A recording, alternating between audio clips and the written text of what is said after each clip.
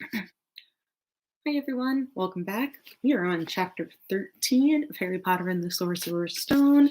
This chapter is called Nicholas Flamel, and I just want to say we only have 17 chapters in this book, and we're on 13, so we'll be done real soon. All right, here we go, chapter 13. Dumbledore had convinced Harry not to go looking for the Mirror of Erised again, and for the rest of the Christmas holidays, the invisibility cloak stayed folded at the bottom of his trunk. Harry wished he could forget what he'd seen in the mirror as easily, but he couldn't. He started having nightmares. Over and over again, he dreamed about his parents disappearing in a flash of green light while a high voice cackled with laughter. You see, Dumbledore was right. That mirror could drive you mad, said Ron when Harry told him about these dreams. Hermione, who came back the day before term started, took a different view of things during their breaks. Harry had even less time than the other two because Quidditch practice had started again. Wood was working the team harder than ever. Even the endless rain that had replaced the snow couldn't dampen his spirits. The Weasleys complained that Wood was becoming a fanatic, but Harry was on Wood's side. If they won their next match against Hufflepuff, they would overtake Slytherin in the House Championship for the first time in 7 years.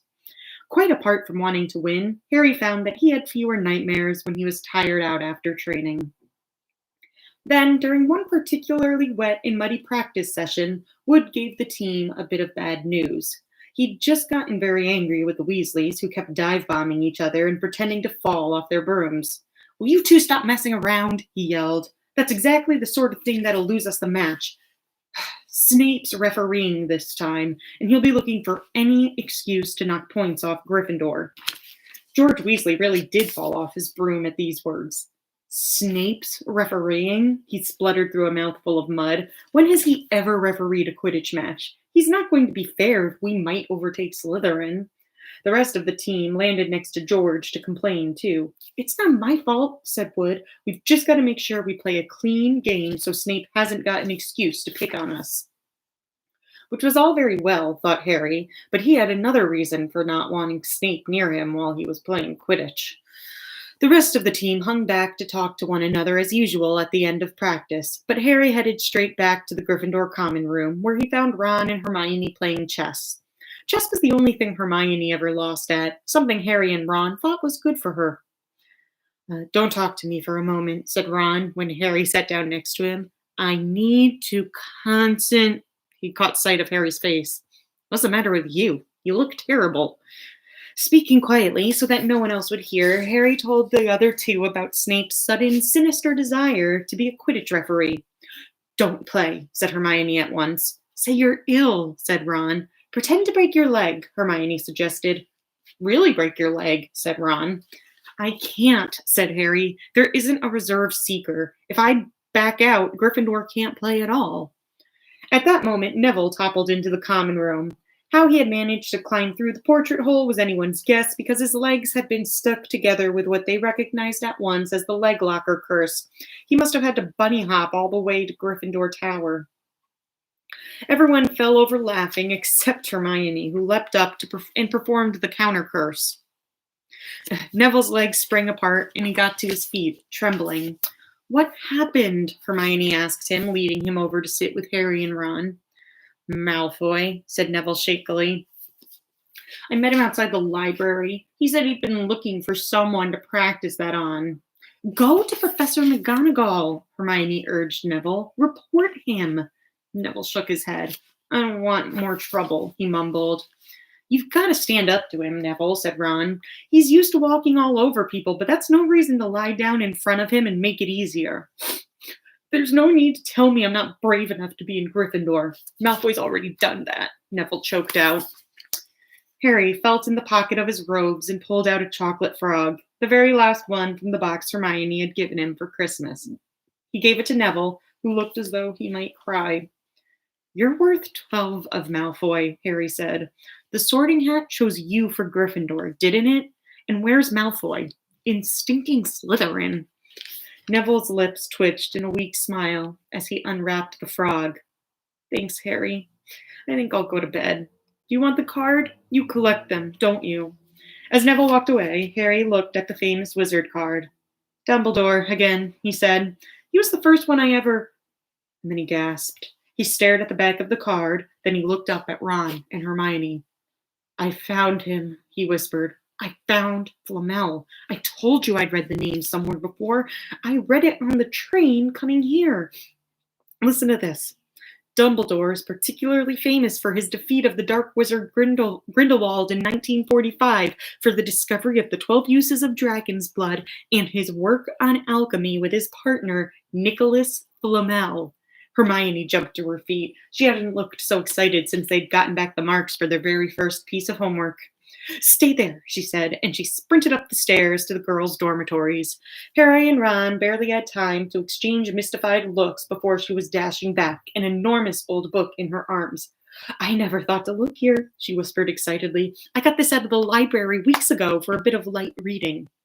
Light? Said Ron, but Hermione told him to be quiet until she looked something up and started flicking frantically through the pages, muttering to herself.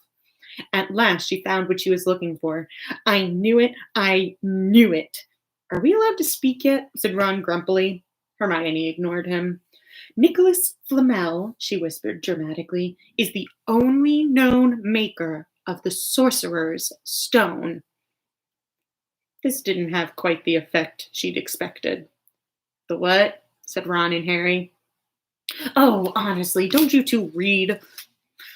Look, read that, there. She pushed the book toward them, and Harry and Ron read. The ancient study of alchemy is concerned with making the Sorcerer's Stone, a legendary substance with astonishing powers. The stone will transform any metal into pure gold. It also produces the elixir of life, which will make the drinker immortal. There have been many reports of the Sorcerer's Stone over the centuries, but the only stone currently in existence belongs to Mr. Nicholas Flamel, the noted alchemist and opera lover. Mr. Flamel, who celebrated his 665th birthday last year, enjoys a quiet life in Devon with his wife, Perenelle, 658. See, said Hermione when Harry and Ron had finished, the dog must be guarding the Flamel's Sorcerer's Stone. I bet he asked Dumbledore to keep it safe for him because they're friends and he knew someone was after it, and that's why he wanted the stone moved out of Gringotts. A stone that makes gold and stops you from ever dying, said Harry. No wonder Snape's after it. Anybody would want it. And no wonder we couldn't find Flamel in that study of recent developments in wizardry, said Ron. He's not exactly recent if he's 665, is he? The next morning, in defense against the dark arts, while copying down different ways of treating werewolf bites, Harry and Ron were still discussing what they would do with the Sorcerer's Stone if they had one. It wasn't until Ron said he'd buy his own Quidditch team that Harry remembered about Snape in the coming match. I'm going to play, he told Ron and Hermione. If I don't, all the Slytherins will think I'm just too scared to face Snape. I'll show them. It'll really wipe the smiles off their faces if we win. Just as long as we're not wiping you off the field, said Hermione. As the match drew nearer, however, Harry became more and more nervous, whatever he told Ron and Hermione. The rest of the team wasn't too calm either. The idea of overtaking Slytherin in the house championship was wonderful. No one had done it for 7 years, but would they be allowed to, with such a biased referee? Harry didn't know whether he was imagining it or not, but he seemed to keep running into Snape wherever he went. At times, he even wondered whether Snape was following him, trying to catch him on his own. Potions lessons were turning into a sort of weekly torture. Snape was so horrible to Harry. Could Snape possibly know they'd found out about the Sorcerer's Stone? Harry didn't see how he could, yet he sometimes had the horrible feeling that Snape could read minds. Sorry, I just realized that that's really good foreshadowing for about 4 books from now. Harry knew when they wished him good luck outside the locker rooms the next afternoon that Ron and Hermione were wondering whether they'd ever see him alive again. This wasn't what you'd call comforting. Harry hardly heard a word of Wood's pep talk as he pulled on his Quidditch robes and picked up his Nimbus 2000. Ron and Hermione, meanwhile, had found a place in the stands next to Neville, who couldn't understand why they looked so grim and worried, or why they had both brought their wands to the match. Little did Harry know that Ron and Hermione had been secretly practicing the leg locker curse. They'd gotten the idea for Malfoy using it on Neville and were ready to use it on Snape if he showed any signs of wanting to hurt Harry. Now don't forget, it's locomotor mortis, Hermione muttered as Ron slipped his wand up his sleeve. I know, said Ron. Don't nag. Back in the locker room, Wood had taken Harry aside. Don't want to pressure you, Potter, but if we ever need an early capture of the snitch, it's now. Finish the game before Snape can favor Hufflepuff too much. The whole school's out there, said Fred Weasley, peering out the door. Even, blimey, Dumbledore's come to watch. Harry's heart did a somersault. Dumbledore? He said, dashing to the door to make sure. Fred was right. There was no mistaking the silver beard. Harry could have laughed out loud with relief. He was safe. There was simply no way that Snape would dare to try to hurt him if Dumbledore was watching. Perhaps that was why Snape was looking so angry as the teams marched onto the field, something that Ron noticed too. I've never seen Snape look so mean, he told Hermione. Look, they're off. Ouch! Someone had poked Ron in the back of the head. It was Malfoy. Oh, sorry, Weasley. Didn't see you there. Malfoy grinned broadly at Crabbe and Goyle. Wonder how long Potter's going to stay on his broom this time. Anyone want to bet? What about you, Weasley? Ron didn't answer. Snape had just awarded Hufflepuff a penalty because George Weasley had hit a bludger at him. Hermione, who had all her fingers crossed in her lap, was squinting fixedly at Harry, who was circling the game like a hawk looking for the snitch. You know, I think they choose people for the You know how I think they choose people for the Gryffindor team, said Malfoy loudly a few minutes later, as Snape awarded Hufflepuff another penalty for no reason at all. It's people they feel sorry for. See, there's Potter, who's got no parents, and there's the Weasleys, who've got no money. You should be on the team, Longbottom. You've got no brains. Neville went bright red, but turned in his seat to face Malfoy. I'm worth 12 of you, Malfoy, he stammered.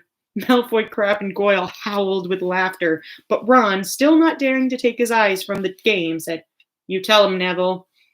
Longbottom, if brains were gold, you'd be poorer than Weasley, and that's saying something.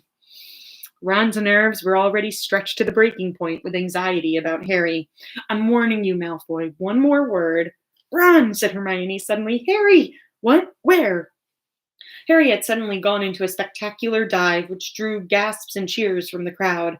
Hermione stood up, her crossed fingers in her mouth, as Harry streaked toward the ground like a bullet. Oh, you're in luck, Weasley. Potter's obviously spotted some money on the ground, said Malfoy. And Ron snapped. Before Malfoy knew what was happening, Ron was on top of him, wrestling him to the ground. Neville hesitated, then clambered over the back of his seat to help. Come on, Harry! Hermione screamed, leaping onto her seat and watching as Harry sped straight at Snape.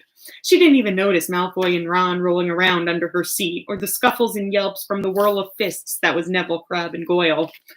Up in the air, Snape turned on his broomstick just in time to see something scarlet shoot past him, missing him by inches. The next second, Harry had pulled out of the dive, his arm raised in triumph, the snitch clasped in his hand. The stands erupted. It had to be a record. No one could ever remember the snitch being caught so quickly. Run, where are you? The game's over. Harry's won. We've won. Gryffindor is in the lead, shrieked Hermione, dancing up and down on her seat and hugging Parvati Patil in the row in front. Harry jumped off his broom, a foot from the ground. He couldn't believe it. He'd done it. The game was over. It had barely lasted 5 minutes. As Gryffindors came spilling onto the field, he saw Snape land nearby, white-faced and tight-lipped. Then Harry felt the hand on his shoulder and looked up into Dumbledore's smiling face. Well done, said Dumbledore quietly, so that only Harry could hear. Nice to see you haven't been brooding about that mirror. Been keeping busy. Excellent. Snape spat bitterly on the ground. Harry left the locker room alone some time later to take his Nimbus 2000 back to the broom shed. He couldn't ever remember feeling happier. He'd really done something to be proud of now. No one could say he was just a famous name anymore. The evening air had never smelled so sweet. He walked over the damp grass, reliving the last hour in his head, which was a happy blur. Gryffindors running to lift him onto their shoulders, Ron and Hermione in the distance jumping up and down, Ron cheering through a heavy nosebleed. Harry had reached the shed. He leaned against the wooden door and looked up at Hogwarts with its windows glowing red in the setting sun. Gryffindor in the lead. He'd done it. He'd shown Snape. And speaking of Snape, a hooded figure came swiftly down the front steps of the castle. Clearly not wanting to be seen, it walked as fast as possible toward the forbidden forest. Harry's victory faded from his mind as he watched. He recognized the figure's prowling walk. Snape sneaking into the forest while everyone else was at dinner. What was going on? Harry jumped back on his Nimbus 2000 and took off. Gliding silently over the castle, he saw Snape enter the forest at a run. He followed. The trees were so thick he couldn't see where Snape had gone. He flew in circles, lower and lower, brushing the top branches of the trees until he heard voices. He glided toward them and landed noiselessly in a towering beech tree. He climbed carefully along one of the branches, holding tight to his broomstick, trying to see through the leaves. Below, in a shadowy clearing, stood Snape, but he wasn't alone. Quirrell was there, too. Harry couldn't make out the look on his face, but he was stuttering worse than ever. Harry strained to catch what they were saying.